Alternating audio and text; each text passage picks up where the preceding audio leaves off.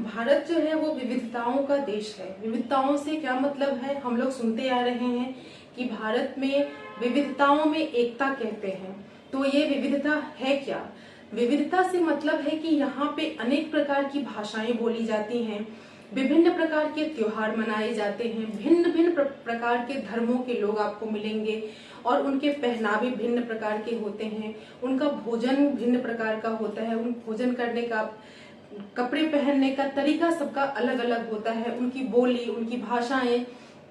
सब कुछ अलग अलग तरह की होती हैं। तो ये जो विविधताएं हैं इनको एक साथ कैसे लेकर के चला जाए, और स्पेशली जो हमारा एजुकेशन सिस्टम है यानी कि जो शिक्षण व्यवस्था है उसमें कैसे इन विविधताओं को शामिल किया जाए। जैसे कि हम लोग जानते हैं कि हमारे देश में बहुत सारे ऐसे लोग हैं जिनको कि वंचित समूह के वर्ग में रखा जाता है, उनको बहुत सारी सुविधाओं से वंचित रखा गया है।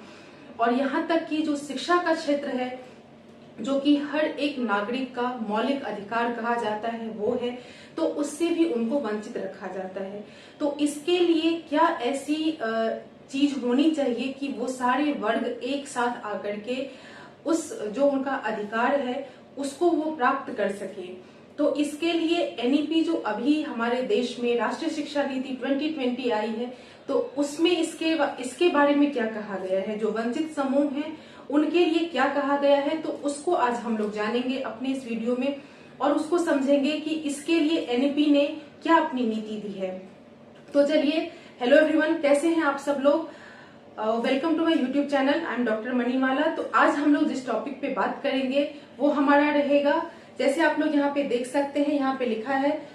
Socially and economically disadvantage groups, यानी कि SEDGS, यानी कि जो लोग सामाजिक और सांवेगिक रूप से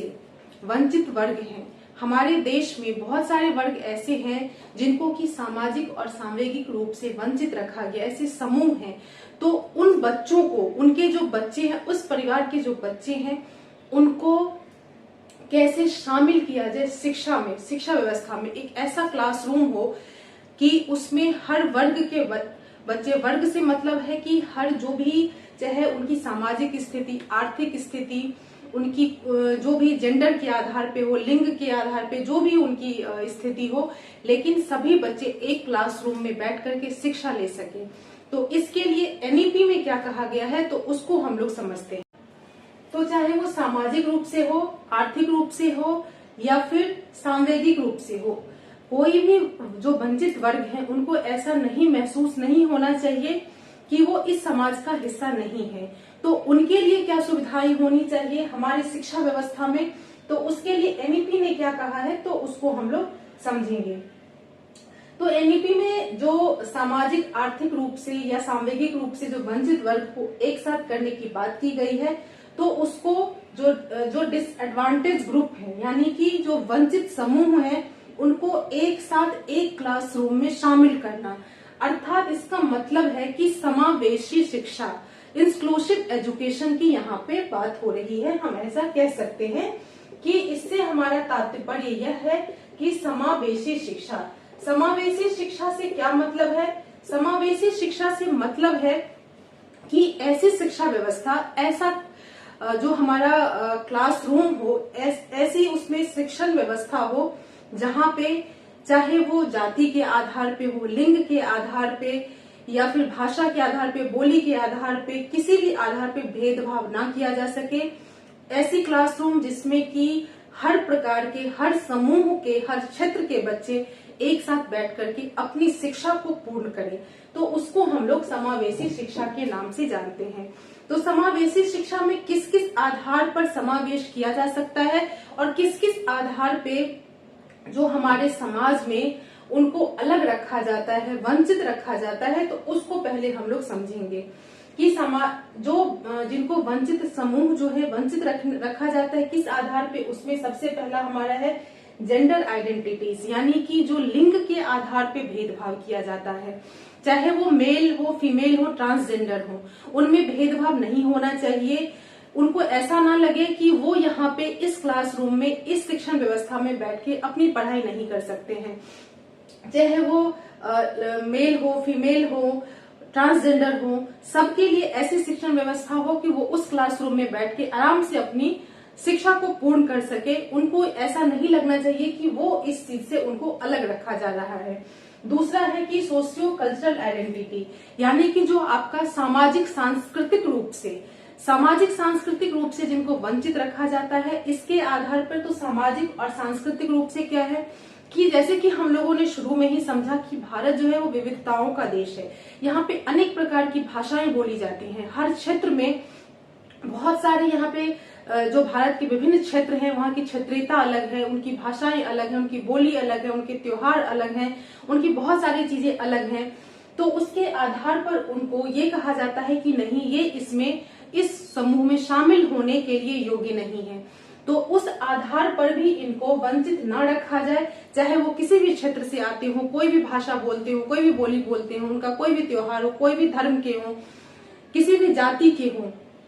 लेकिन उनको इसमें शामिल किया जाएगा। चाहे वो इसमें मेन हम जो सोशियो कल्चरल है, इसमें आप SC, ST, OBC ये सब जो ग्रुप के लोग होते हैं उनको भी इन सब में अलग रखा जाता है, उनको वंचित समूह का नाम दिया जाता है। तो उनको एक साथ रखने की बात इसमें की गई है। इसके बाद है कि ज्योग्राफिकल जो आइडेंटिटीज है, यानी कि क्षेत्रीयता के आधार पर जो अलग अलग क्षेत्र से, चाहे वो गांव के लोग हों, कोई शहर से आते हैं, जो गांव के बच्चे होते हैं, उनके जो उनका अपना लाइफस्टाइल होता है वो थोड़ा सा शहर के लोगों से अलग होता है। तो उस तरह से उसमें भी उनको वंचित ना रखा जाए कि नहीं, इसमें सिर्फ शहर वाले ही बच्चे पढ़ सकते हैं, इसमें सिर्फ गांव वाले ही रह सकते हैं, ऐसा नहीं। वो एक समावेशी कक्षा, चाहे वो शहर से आए, चाहे गांव से आए हों, चाहे किसी भी क्षेत्र से आए हों, उनकी भाषा कोई भी हो, जो भी वो भाषा बोलते हो, पंजाबी बोलते हो, गुजराती बोलते हो, बिहारी बोलते हो, जो भी बोलते हो, लेकिन उनको एक क्लासरूम में एक जगह बैठ के उनकी शिक्षा पूर्ण होनी चाहिए। इसके बाद है डिसएबिलिटीज, यानी कि इससे मतलब ये है कि बहुत सारे बच्चे ऐसे होते हैं जो बहुत सारी जो कुछ हम कह सकते हैं कि उनमें, चाहे वो शारीरिक रूप से हो, उनके हाथ में कोई दिक्कत हो, कान में कोई दिक्कत हो, सुनने में उनको प्रॉब्लम आ रही हो, देखने में दिक्कत आ रही हो, तो बहुत सारी डिसएबिलिटीज बच्चों में होती हैं। चलने में, किसी के पैर में हो सकती हैं, चाहे कोई बच्चा किसी चीज को बहुत जल्दी नहीं समझ पाता है, मानसिक रूप से डिसएबिलिटीज हो सकती हैं बच्चों में, फिजिकली हो सकती है, इमोशनली हो सकती है। तो उनको भी अलग ना रखा जाए। वो भी जो नॉर्मल क्लासरूम है आपका, उस क्लासरूम में नॉर्मल जो बच्चे हैं उन्हीं के साथ बिठा के उनकी भी शिक्षा पूर्ण होनी चाहिए, इसकी बात NEP कर रहा है। इसके बाद है सोशियो इकोनॉमिक कंडीशन। तो इसमें आपका कि सोशियो इकोनॉमिक यानी कि सामाजिक और आर्थिक व्यवस्था, अगर हम क्लासरूम में देखें कि कुछ बच्चे इसको जो वंचित समूह है, और जो कुछ बच्चे ऐसे होते हैं जो बहुत अमीर परिवार से हो सकते हैं, कुछ गरीब परिवार से, तो इसको समानता लाने के लिए हमारे स्कूलिंग में जो चलता है कि यूनिफॉर्म का सिस्टम चलता है कि सभी बच्चे यूनिफॉर्म में आएंगे, ताकि सभी बच्चे, चाहे वो किसी भी आर्थिक रूप से उनकी परिवार की स्थिति जो भी हो, क्लासरूम में पता नहीं चलना चाहिए। क्लासरूम में, स्कूल में सभी बच्चे एक जैसे होते हैं। तो इसके लिए इसमें हम देखते हैं कि समावेशी शिक्षा में जो इन पॉइंट्स पे NEP ने बात की है, तो इसको जो सुचारू रूप से चलाने के लिए जो एक व्यवस्था बनाई जाएगी वो SEDG, यानी कि socially and economically disadvantage groups को समावेशी शिक्षा में कैसे उन बच्चों को लाया जाए और प्रॉपर तरीके से उनका एजुकेशन कंप्लीट हो। तो इसके लिए ये जो ग्रुप हैं, ये ग्रुप्स बनाई जाएंगी और वो इस पे फोकस करके काम करेंगे। अब वो किस तरह से काम करेंगे हम लोग उसको जानते हैं कि वो कैसे किस तरह से काम करके इन सभी बच्चों की पहचान करेंगे, या उनका जैसे भी हो उनकी पहचान करके इनको मेन स्ट्रीम में ला करके और एक समावेशी क्लासरूम की व्यवस्था को सुचारू रूप से चलाएंगे, ताकि हमारे समाज का कोई भी बच्चा हो तो वो वंचित समूह ना कहलाए, और वो जो एक सामान्य कक्षा होती है, सामान्य क्लासरूम होती है, उसमें बैठ के अपनी शिक्षा को पूर्ण कर सके। तो चलिए हम लोग उसको समझते हैं। तो NEP में जो समावेशी शिक्षा की बात की गई है कि समावेशी शिक्षा नया नहीं है, समावेशी शिक्षा बहुत ही पुराना है, लेकिन कैसे हम सभी वंचित वर्ग के बालकों को, चाहे वो कोई भी समूह हो, उन सबको एक क्लासरूम में लेकर के कैसे हम शिक्षा व्यवस्था को सुचारू रूप से चलाएं और एक साथ बैठ करके सभी समूह के बच्चे अपनी शिक्षा ले सके। तो उसके लिए एनईपी में क्या कहा गया है, तो उसके लिए जो एसईडीजी है वो एक समूह बनाई जाएगी, वो उस समूह पे काम करेगा। तो इसके लिए तरीके क्या होंगे, तो वो तरीका होगा कि प्रत्येक बच्चे में जो एक यूनिक कैपेबिलिटीज होती है उसकी पहचान की जाएगी और उसको जो है उन्नत बनाने का, उसको और भी बेहतर बनाने का प्रयास किया जाएगा। दूसरा है कि जो चाहे वो बच्चा किसी भी क्षेत्र से हो, यानी कि रिस्पेक्ट फॉर डाइवर्सिटी, जो विविधताओं की बात हम लोगों ने शुरू में ही किया, चाहे वो बालक किसी भी क्षेत्र से हो, कोई किसी भी धर्म का हो, कोई भी भाषा बोली जाती हो उसके यहाँ, चाहे वो किसी भी राज्य से हो, लेकिन उसकी उस विविधता का पूरा सम्मान किया जाएगा क्लासरूम में, चाहे वो टीचर हो चाहे वो कोई भी हो, उसकी उस विविधता का पूरा सम्मान करते हुए ही उस क्लास में बात करेगा और लोकल जो कॉन्टेक्स्ट है उसका भी रिस्पेक्ट करेगा। और स्पेशली जो उसकी लोकल लैंग्वेज होगी, लोकल भाषा होगी, जो उसके पहनावे होंगे, वैसे स्कूल में तो जो उसका ड्रेस यूनिफॉर्म की जो बात की जाती है वो है, लेकिन फिर भी जो वहां की उस क्षेत्र का पहनावा या कुछ भी हो तो उसका भी पूरा सम्मान किया जाएगा। इसके बाद है कि फुल इक्विटी एंड इंक्लूशन, यानी कि पूरा जो है समावेशी को लाने के लिए जो बात की गई है उसमें इस पे जो सबसे ज्यादा बल दिया गया है कि आवश्यकता के अनुसार जो न्याय संगत होगा उस तरीके से लोगों को, बच्चों को, छात्रों को काम दिया जाएगा। ऐसा नहीं है कि अगर इसमें पक्षपात की बात नहीं होगी, निष्पक्षता की बात होगी कि अगर कोई बच्चा शारीरिक रूप से चलने में असमर्थ है तो उसको जो है कि कोई भी, अगर हम चाहे वो स्पोर्ट्स का हो, कुछ भी हो, कोई खेल, अगर हम खेल का ही उदाहरण ले लें कि उसको हम कहेंगे कि आपको दौड़ के वहां तक जाना है या कोई काम ही करना है, तो हम उस बच्चे को, उस छात्र को नहीं देंगे। तो इस तरह से एक समावेशी,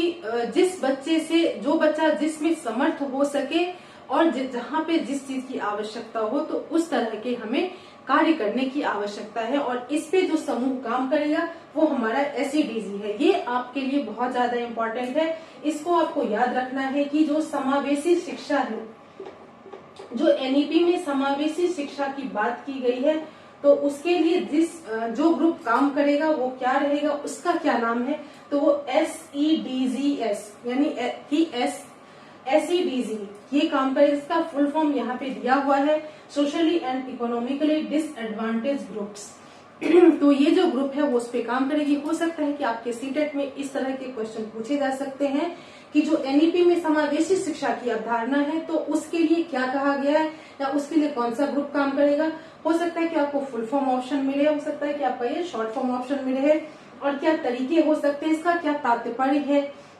या समावेशी शिक्षा से क्या तात्पर्य है, आपको इन सब तरह के प्रश्न पूछे जा सकते हैं। तो आप लोग इसको बहुत ही अच्छे से ध्यान से समझिए और इसलिए इस वीडियो को पूरा शुरू से लेकर के लास्ट तक देखिए और प्लीज इस वीडियो को लाइक शेयर एंड सब्सक्राइब करिए और इसको ज्यादा से ज्यादा शेयर करिए ताकि जो लोग शिक्षक बनने के लिए, चाहे वो सीटेट की तैयारी कर रहे हो, चाहे वो नेट की तैयारी कर रहे हो, चाहे वो किसी भी स्कूल का जो टीचर बनने के लिए जो कोई भी गवर्नमेंट स्कूल जो एग्जाम लेते हैं, चाहे वो उनका वो एग्जाम हो, तो इसमें से जो हमारा एनईपी है उसमें से सभी प्रकार की जो आपके एजुकेशन से संबंधित परीक्षाएं हैं उनमें इन सब में से प्रश्न पूछे ही जाएंगे निश्चित रूप से। तो वो लोग इससे सीख सके, समझ सके और अगर उनको जो भी